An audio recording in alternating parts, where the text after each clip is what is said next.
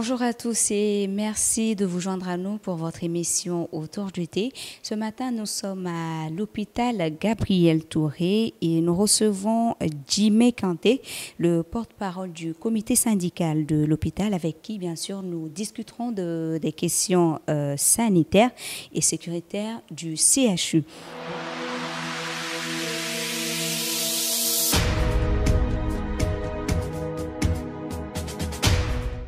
Bonjour, Monsieur Kanté. Bonjour, madame. Merci d'avoir accepté notre invitation. Merci. Alors, vous êtes le porte-parole syndical du comité. Est-ce que déjà vous pouvez nous expliquer les différents mots auxquels vous êtes confrontés aujourd'hui? Merci beaucoup. À l'hôpital Gabriel Touré, nous sommes confrontés à plusieurs problèmes. Mais ce qui nous dérange le plus, c'est cette confiance qui, de jour en jour, s'amenuise entre la population et les travailleurs de l'hôpital. C'est vraiment quelque chose qui nous dérange et surtout que cet amenuisement de la confiance se justifie pleinement parce que, comme vous le savez, Gabriel Touré, c'est l'hôpital le plus central de Bamako. Il est l'hôpital le plus fréquenté et sur le plan national, c'est un hôpital qui, à lui seul, opère par exemple plus de la moitié de tous les malades opérés sur le territoire national. Donc comprenez que la pression soit forte sur nous et que ce soit un peu difficile de satisfaire tout le monde. Et ça, c'est un premier problème. Le second problème qui est vraiment crucial, ça c'est le manque d'équipement.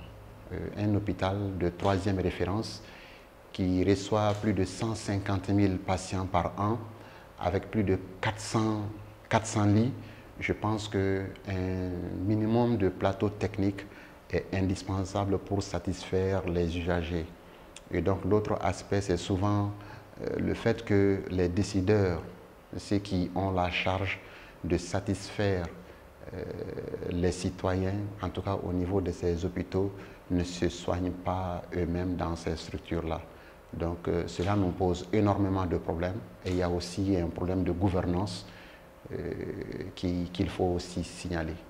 On voit que vous êtes très actif sur les réseaux sociaux. Il vous arrive souvent de dénoncer certains faits qui, selon vous, doivent être acceptés. Alors, récemment, il y a une semaine, on a vu que le personnel de santé était parti en grève pour une grève de 72 heures. Et donc, est-ce que vous pouvez nous parler un peu de ce fait? Les grèves en milieu sanitaire sont de plus en plus fréquentes. Cela s'explique par plusieurs raisons. D'abord, la première raison, elle n'est pas propre seulement à l'hôpital Gabriel Touré ou au secteur de la santé. C'est d'ailleurs à tous les niveaux qu'on retrouve cela. C'est le non-respect des engagements pris par les autorités. Pour ce qui nous concerne, à l'hôpital Gabriel Touré, cela fait plusieurs années que nous sommes dans des revendications actives. Il est fréquent de venir à l'hôpital et de trouver que le personnel observe des sittings ou des assemblées générales. Mais généralement, ces manifestations interviennent après l'échec de tentatives de discussion à l'interne. Nous avons demandé qu'il y ait un dialogue social franc et sincère pour éviter très souvent qu'on s'en donne à ce genre de spectacle. Mais hélas, très généralement, les différents responsables qui se sont succédés à la tête de l'hôpital depuis 15 ans ne nous ont pas souvent écoutés. Donc cela nous oblige, dans notre volonté de satisfaire les usagers, à forcer un peu. Forcer, c'est-à-dire organiser des sittings, déposer des préavis de grève. Le dernier préavis faisait suite à une série de manifestations. Déjà en mars, en tout cas pour ce qui nous concerne à Gabriel Touré, en mars, on avait déposé un préavis de grève. Et ce préavis s'articulait autour des axes très importants, à savoir l'amélioration des conditions d'accueil, de soins et d'hospitalisation des usagers à l'hôpital. Des engagements ont été pris en mars, mais quelques mois plus tard, aucun engagement n'était tenu alors qu'il y avait urgence. Et pire, ce qui avait été accepté lors de ces négociations a été remis en cause. Comment comprendre qu'au moment où nous courons derrière le strict minimum pour pouvoir faire face aux conditions d'hygiène, aux conditions d'accueil de l'hôpital, que ce moment soit choisi pour revoir à la baisse le budget de fonctionnement de l'hôpital. Revoir à la baisse de 10-20%, ça peut se comprendre. Mais revoir à la baisse un budget de fonctionnement d'un hôpital aussi important que Gabriel Touré de 75%, c'était inadmissible. Donc face à cela, la grève s'imposait à nous en tant que responsables syndicaux, mais aussi en tant que travailleurs et également en tant que potentiels malades pouvant être admis à tout moment dans cette structure de santé. Donc voilà pourquoi nous avons observé les 7, 8 et 9 août, les 72 heures de grève. Mais il y a aussi d'autres grèves qui ont suivi dans d'autres secteurs de la santé. Vous le savez très bien, la semaine dernière, tout près, il y a les centres de référence qui ont observé ce qu'on peut appeler, pas une grève classique, mais une cessation de travail. Elle était partie pour une durée indéterminée. Elle était partie vraiment pour une grève sauvage sans service minimum. Elle a causé vraiment beaucoup de dégâts et heureusement que ça a pris fin grâce à beaucoup de bonne volonté. Et justement, cette grève-là, était-ce une grève en soutien au personnel de santé du Gabriel Touré? Non, ça n'avait rien à voir. Vous savez, il y a quelques années, l'ensemble des structures sanitaires du Mali a observé une grève de 38 jours. Et lors de cette grève, des négociations ont lieu et à la suite de ces négociations, des engagements avaient été pris. Parmi les engagements, il y a des ristournes qui devraient être octroyés à toutes les structures qui génèrent des revenus. C'est-à-dire chaque fois qu'une structure de santé a des recettes propres, et les 30% normalement devraient revenir au personnel comme prime de motivation. Ces engagements ont été pris depuis plusieurs années et elles n'ont jamais été respectées. Cela posait énormément de problèmes à ces travailleurs de ces centres de santé-là. Donc la grève des centres de santé de référence n'avait rien à voir avec celle qui se déroulait à Gabriel Touré, ni celle qui se déroulait ailleurs au Mali. Elle était juste pour exiger le respect d'un engagement qui avait été pris et sur lesquels tout le monde était d'accord. Vous parlez de points de revendication tout à l'heure, M. Kanté. Est-ce que vous pouvez nous énumérer ces points de revendication-là? Eh bien, si je dois tout à l'heure énumérer toutes nos revendications, je pense qu'on passera beaucoup trop de temps. Mais je voudrais quand même que vous compreniez que ces revendications se regroupent autour de quelques axes. D'abord, nous avons demandé que les conditions d'accueil, de soins et d'hospitalisation soient améliorées. Et par rapport à ça, nous avons fait des propositions concrètes. Nous avons proposé un circuit de malades. Et ce circuit de malades permettra vraiment de mettre au niveau des différentes portes des agents qualifiés qui peuvent vraiment, dès l'arrivée du malade, l'écouter et puis l'accompagner jusque chez le médecin et puis également lui expliquer tout le circuit qu'il doit faire après. Cela est énormément important. Pour ce qui concerne les conditions de soins, il est fréquent de voir souvent des gens qui viennent à Gabriel Touré, qui prennent leur ticket, mais après le ticket, à qui on demande encore de payer souvent du gant, souvent de l'alcool. Récemment, on demandait que ces conditions soient améliorées parce que pendant un bon moment, un simple papier, un simple ordonnancier et une simple encre, même la simple agrafe à Gabriel Touré était un luxe. On ne pouvait plus rien faire. Même si vous venez prendre votre ticket pour trouver du papier, pour imprimer votre ticket, c'était un problème. Et on est en train de parler de l'hôpital le plus important du Mali. Je pense que face à cela, le syndicat ne pouvait pas rester les bras croisés. Il y a aussi le respect des engagements pris. Tout le temps, c'est un problème récurrent. Qu'on comprenne que ce que nous voulons réellement, ce n'est pas, comme on a l'habitude de dire, vraiment de chasser des directeurs ou autres là. Mais ce que nous voulons, c'est vraiment la transparence dans la gestion. L'hôpital Gabriel Touré est un EPH qui est doté d'une autonomie de gestion et l'État y injecte des fonds. C'est pourquoi nous avons demandé à ce qu'il y ait de la transparence dans la gestion et nous avons fait des propositions. Nous voulons que chaque médecin soit capable, depuis son bureau, d'ouvrir son ordinateur et de savoir combien de consultations Gabriel Touré a fait, combien de recettes Gabriel Touré a fait par jour et comment est-ce que les fonds sont gérés. Et je pense que cela évitera beaucoup de choses. Il y a aussi l'amélioration de la gouvernance. On le dit, on le répète, certains directeurs sont mis à la tête de nos hôpitaux sans avoir la compétence requise. Et là, ça crée énormément de problèmes. Nous avons des régisseurs qui se sont retrouvés souvent en prison pour plus du milliard détournés. Vous avez vu tout de suite le dernier rapport du vérificateur général. Ce n'est pas le médecin qui consulte, mais ça, c'est un problème au niveau de l'administration. Et il n'y a pas du tout de sanctions souvent à l'hôpital. Et il est fréquent que le syndicat indexe des comportements indélicats, mais qu'aucune sanction ne s'en suive. On ne peut pas gérer un hôpital sans sanctionner. Nous sommes syndicats, nous sommes censés défendre le personnel, mais nous ne sommes pas ce syndicat qui va défendre l'indéfendable. Il s'agit de vies humaines, il s'agit de la santé des gens. Donc nous voulons de la rigueur dans la gestion, de la transparence dans la gestion. Nous voulons l'amélioration des conditions d'accueil, des conditions de soins. Nous avons insisté et demandé à ce que le personnel bi-appartenant soit mis dans ses droits. 4 mois, ce personnel attend leurs émoluments de salaire de bi-appartenance, qui est un élément essentiel de salaire pour des chefs de service, pour des chefs de famille. C'est inadmissible. Nous avons aussi demandé que les droits au personnel payés sur les ressources propres, au droit à l'AMO, soient ouverts. Comment vous pouvez comprendre que vous venez chez un médecin, il vous prescrit votre ordonnance sur une fiche AMO, vous partez à l'AMO, vos droits sont ouverts, mais le médecin lui-même, il tombe malade, il n'a pas accès à l'AMO, tout simplement parce que l'hôpital n'arrive pas à payer ses droits à l'AMO.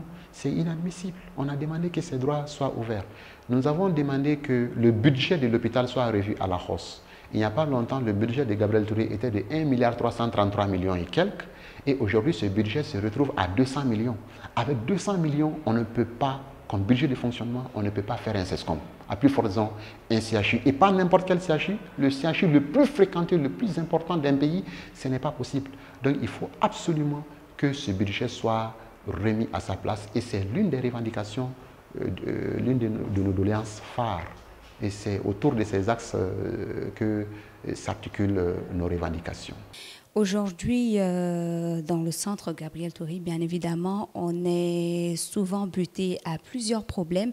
Vous parlez tantôt de l'accueil. Effectivement, à l'accueil, souvent, ce n'est pas du tout gérable pour un patient qui vient. Ne serait-ce que l'orientation, souvent, c'est très difficile de trouver du personnel à l'accueil pour vous orienter ou même vous dire où est-ce que vous devez aller ou à qui vous adresser.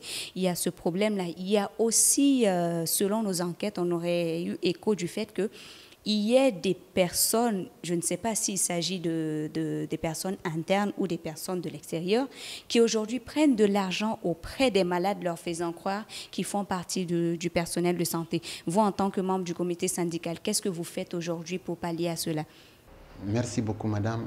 Je pense que ceux qui s'intéressent un peu à nos activités à l'hôpital Gabriel Touré peuvent témoigner que tous les jours, nous nous battons pour que les conditions d'accueil soient améliorées.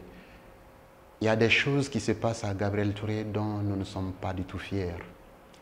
Vous savez, chaque fois qu'on parle de Gabriel Touré, chaque fois qu'on parle de patients, comprenez que nous parlons de nos femmes, de nos épouses, nous parlons de nos enfants, de nos mamans qui peuvent à tout moment être admis. Et c'est pourquoi moi, j'aime souvent le dire, nous sommes tous de potentiels malades. Aujourd'hui, nous avons la charge de soulager ceux qui choisissent la destination Gabriel Touré ou ceux qui sont évacués ici. Mais il faut reconnaître que ce qui se passe à l'hôpital, nous n'en sommes pas du tout fiers. Depuis l'accueil, si déjà vous tombez malade et que vous choisissez de venir à Gabriel Touré, la première des choses que vous vous demandez, c'est voir autour de vous si vous connaissez quelqu'un qui connaît un médecin ou qui connaît quelqu'un qui travaille à l'hôpital Gabriel Touré. Un hôpital public, cela n'est pas normal.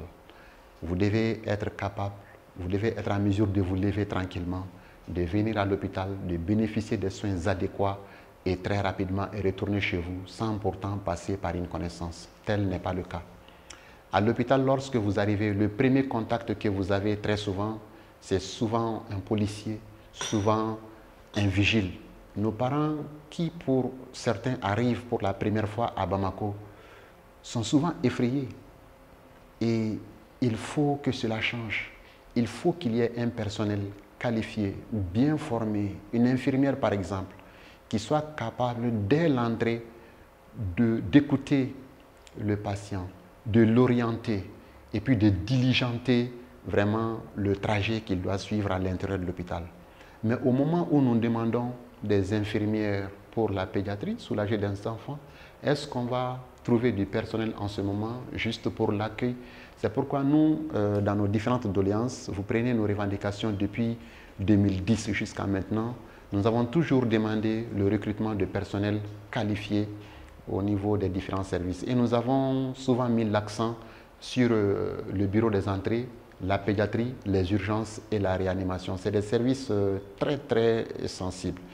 Le nombre de personnes qui viennent à Gabriel Touré tous les jours, et vu le nombre de caisses et le dispositif, les malades viennent de plusieurs manières. Il y a ceux qui sont référés et il y a ceux qui viennent en consultation externe, c'est-à-dire vous avez aujourd'hui mal à la tête, vous avez un petit malaise, vous vous levez de vous-même, vous venez à Gabriel Touré, mais il y a aussi les structures sanitaires de Bamako et de l'intérieur du Mali qui réfèrent aussi sur Gabriel Touré. Donc que ce soit que vous veniez par ambulance, que vous veniez avec votre propre voiture ou que vous veniez par la porte piétonne, l'accueil laisse vraiment à désirer.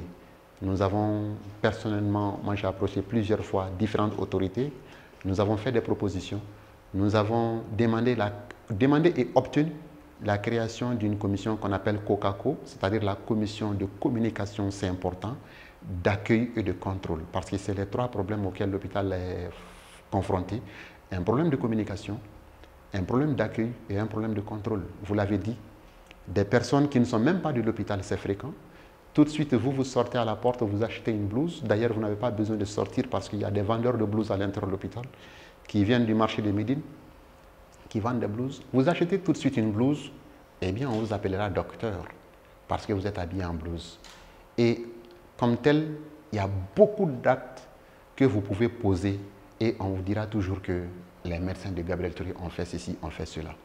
Nous, en tant que syndicat, si vous nous demandez ce que nous avons fait, nous avons demandé à ce que le personnel de l'hôpital soit doté en blouse personnalisée. C'est-à-dire que chaque travailleur ait une blouse et que sur sa blouse, que son nom et son service soient écrits clairement pour pouvoir permettre à l'usager de l'identifier, de savoir à qui j'ai remis mon argent ou qui m'a arnaqué, s'il y a arnaque. Il y a cela. Nous avons aussi demandé à ce que l'ensemble du personnel soit doté en badge. D'ailleurs, lors de notre récente grève, on est revenu là-dessus pour que chaque travailleur que vous voyez à l'hôpital, à travers un code vestimentaire, que vous arrivez à comprendre qui est médecin, qui ne l'est pas, qui est chauffeur, qui est manœuvre, qui est sage-femme. Donc, que seulement à travers le code vestimentaire, vous arrivez d'abord à différencier cela. Ensuite, à travers un badge, que vous sachiez le nom et le service de la personne. Cela, nous l'attendons toujours. Donc, comprenez que pour nous, syndicats, il est important que l'usager, que le patient soit mis dans toutes les conditions. C'est ce qui explique nos luttes. D'ailleurs, notre slogan est simple, un hôpital épanoui au bénéfice du patient dans l'intérêt du travailleur. Nous sommes aussi ce patient-là. Nous perdons pratiquement chaque année beaucoup de travailleurs, beaucoup de médecins du fait des soins, du fait des infections que nous attrapons souvent dans ces structures-là. Donc, on fait beaucoup de choses, mais il y a encore beaucoup à faire. Vous avez parlé de personnel qualifié tout à l'heure dans votre intervention. Aujourd'hui aussi, est-ce que vous pensez que le personnel, c'est-à-dire les médecins aujourd'hui qui doivent s'assurer bien sûr du soin, des soins des différents patients qui viennent, pensez-vous qu'ils ont cette qualification requise là pour le faire? Parce qu'on a assisté il y a un mois de cela, à cette histoire de bébés amputés et tout. Est-ce que, selon vous, s'il y a de la qualification, comme vous le dites, on sera confronté à ce genre de situation pour un hôpital aussi costaud que le Gabriel Touré? Madame, je vous le dis et dites cela partout où vous irez. Gabriel Touré a les meilleurs praticiens d'Afrique. Vous savez, nos médecins n'ont pas que le diplôme de l'école de médecine du Mali. Ils sont passés par le CAMES. Ils ont fait un concours avec d'autres confrères africains. Ils sont sortis souvent majors de leur promotion. Vous avez des personnes qui quittent le Mali pour aller se faire opérer à l'étranger, mais pour qui souvent les médecins maliens sont appelés pour aller intervenir. C'est seulement le plateau technique qui fait défaut. Ce personnel, il n'est pas en nombre suffisant. Je vous donne juste quelques chiffres. Ailleurs, vous verrez que la norme pour un médecin qui consulte, ça doit être de 12 patients par jour. Mais à Gabriel Touré, il n'y a pas un seul médecin qui ne consulte pas plus de 200 personnes. Et cette consultation ne s'arrête pas à Gabriel Touré. Nous sommes dans un pays où le social est vraiment très important. Retrouvez le médecin à la maison, vous verrez ses voisins. Le médecin dans le quartier, on le réveille à n'importe quelle heure et il fait des prestations, il revient au service et encore dans le privé, ce même médecin exerce. Ils sont en nombre très insuffisant, certes, mais ceux que nous avons ici, c'est les plus qualifiés. Vous avez parlé de cette histoire qui a défrayé la chronique. Je vais vous dire clairement, vous savez, les amputations, ce n'est pas seulement au Mali qu'on les voit. Il y a des amputations en Europe, il y a des amputations en Chine, il y a des amputations aux États-Unis. Les amputations peuvent être dues à beaucoup de choses, mais ce qui s'est passé à Gabriel Touré était prévisible. Depuis combien d'années le comité syndical de l'hôpital Gabriel Touré, sur les réseaux sociaux, aussi bien que dans beaucoup de médias, nous sortons pour dire que les conditions d'hygiène de l'hôpital sont déplorables. Pour dire que vous pouvez venir aujourd'hui à Gabriel Touré avec une simple grippe et puis sortir avec une maladie nosocomiale qui peut vraiment vous causer beaucoup de tort. Depuis combien d'années nous expliquons aux gens qu'il y a des rats à Gabriel Touré, qu'il y a des cafards à Gabriel Touré, qu'il y a des insectes à Gabriel Touré. Depuis combien de temps nous cherchons à faire comprendre à cette population que la destination Gabriel Touré n'est pas très à conseiller tellement les conditions d'hygiène sont déplorables. Et ces conditions d'hygiène peuvent être à la base de ces amputations-là. Une amputation peut être due à une infection. Ça peut être dû, comme vous l'avez entendu certainement dans la vidéo, à une erreur médicale. Mais le plus probable, venez aujourd'hui dans le service où il y a eu l'amputation. Vous voyez souvent qu'il y a 30 bébés pour 2 infirmières. Ce n'est pas possible, ce n'est pas possible.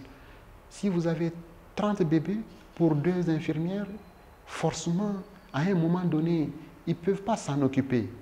Une infirmière peut prendre souvent 30 à 45 minutes juste pour avoir les veines d'un bébé. Et si vous devez vous occuper de 10, 20, 30 bébés en même temps, forcément, vous ne pouvez pas. Donc c'est pourquoi nous demandons que du personnel qualifié. Lorsque nous demandons le personnel qualifié, ce n'est pas seulement les médecins qui sont le personnel qualifié. Nous avons besoin vraiment de comptables, nous avons besoin d'infirmiers et surtout d'infirmiers. Regardez un service comme les urgences de l'hôpital Gabriel Touré. Lorsque vous entendez les sapeurs-pompiers, les sirènes siffler à travers la ville, pour 90%, c'est à Gabriel Touré qu'ils viennent. 90%, c'est le taux des cas urgents que Gabriel Touré reçoit. Mais combien de médecins pour accueillir ces 90%-là? Pendant plusieurs années, il n'y avait que 2 médecins aux urgences. Vous venez, vous vous plaignez que les médecins, nous sommes partis aux urgences. C'est fréquent d'entendre ce genre d'accusation. Nous sommes partis aux urgences, nous avons passé plus de 6 heures de temps, personne ne s'est occupé de nous. Il n'y a personne, malheureusement, pour s'occuper de vous. Ceux que vous voyez à l'intérieur des urgences ne sont pas tous des médecins. Tout ce beau monde que vous voyez à l'intérieur des urgences ne sont pas habilités à vous donner des soins. Il y a souvent des comptables là-dedans. Il y a souvent des manœuvres, ils ne sont pas habilités. Et il y a combien de médecins? Il n'y a que 2, souvent. Le chef de service, qui a, en plus du travail administratif, qui a énormément de charges, et puis un autre médecin pendant très longtemps. Et c'est après que lorsque le syndicat a tapé du poing sur la table, après des sittings, après des préavis de grève, après beaucoup de mouvements, qu'on a recruté quelques médecins, et ça, tenez-vous bien, sous contrat de garde. C'est-à-dire que ce ne sont pas du personnel de Gabriel Touré, c'est des gens qui viennent juste pour faire des prestations et qui retournent à la maison, qui n'ont même pas de salaire. Et chercher à savoir comment ces gens font pour vraiment arrondir les fins du mois, pour rentrer à la maison. Ils attendent pendant 3 mois, ils n'ont pas de salaire. Forcément, c'est sûr, souvent dans la poche du malade ou de l'accompagnant qu'ils trouvent leurs frais de transport et autres là. Donc c'est énormément compliqué. Et nous, on a cesse d'alerter, d'attirer l'attention. Nous faisons beaucoup de choses, mais malheureusement, nous ne sommes pas entendus. Et ce qui nous décourage, c'est que nous avons l'impression que plus nous demandons, plus on nous prive de l'existant. Hein? Le budget qui a été, j'en ai parlé tout à l'heure, mais également un plateau technique qui se détériore de jour en jour. Aucune politique de maintenance, de suivi et d'entretien de ces équipements-là et des responsables souvent qui sont choisis pour diriger Gabriel Touré, qui en réalité n'ont même pas la compétence requise pour gérer un petit service. On les amène à Gabriel Touré. Gabriel Touré aujourd'hui c'est une institution. Et la gouvernance pose énormément de problèmes. À Gabriel Touré, le principal problème que nous avons, c'est un problème de gestion. Nous avons un sérieux problème de gestion et je pense que les autorités doivent trouver une solution à cela. Monsieur Kanté, j'aimerais vous poser une petite question. Il s'agit là aujourd'hui des étudiants de la FM Post, la fac de médecine. Ils sont tellement nombreux tous les ans à prêter le serment d'Hippocrate. Que devient alors ces étudiants-là? Ils viennent pas, ils sont pas recrutés pour le compte de Gabriel Touré ou même de Point G. Comment est-ce que ça se passe? Ces médecins sont très dangereux. Je dirais dangereux parce que, vous savez, lorsque vous formez un médecin, vous ne l'employez pas, vous le jetez dans la nature. Ah mais non, vous avez jeté dans la nature un dangereux criminel. L'école de médecine, comme vous le savez, a un cursus très long. Et pour la terminer, il faut beaucoup d'investissement.